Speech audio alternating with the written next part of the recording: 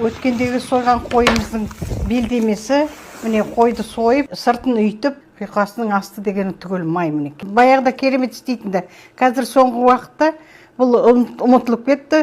Сол біз енді көрсетейік деп, мына белдемемізді кішкене қуырып аламыз. Сыртының бәрін солай қуырып алып, кішкене қызартып. Міне етімізді қуырып алдық. Енді кішкене тұз салып, қара бұрыш саламыз, пияз саламыз, лавр жапырақтарын саламыз, бұрыш, бір қасықтай тұз саламыз. Енді міне жаңа қуырылған етімізді мантаваркаға пісіреміз.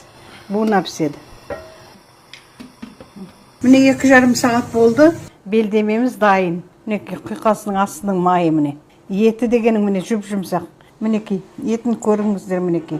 Жүп-жұмсақ. Өзі еті түсіп жатыр. Міне майы, кәдімгі ненің қойдың басының несі осылай болады ғой, тура сол сияқты керемет енді. Мінекей майын қара. Құйқасының майы. Алып жеңіз. Керемет енді, тамаша. Тамаша. Мәм, қойдың басын керер. Керемет. Бұны жеген адам ғана білет. Мынаны құйқа жемейтін адамдар да құйқаны жеп кетеді, мынаның майынан несінен. Жас кезімде жедім мен ауыл баяғыда. Ол кезде жай ет қып пісірдік. Жай ет қып, нанысып, сөйтіп, кәдімгі ет қып пісірдік. Мынау енді керемет. Басты несіне мынау тәтті. Бастыкінде мынандай май болмайды. Буға пісірген енді езілмейді ғой. Сол өзінің несіменен манты сияқты. Мантылар сол өзінің қалпында түседі ғой. Сол сияқты бұл да солай. Сосында шар тәтті отқан.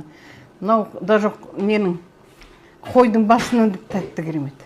Неше түрлі осы істеп атқан тағамдардың бәрін рецептке салып жатырмыз.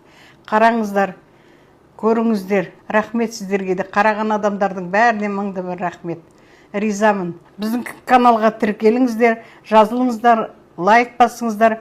Өте жақсы, неше түрлі ұмытылып кеткен тағамдардың бәрін көрсетеміз.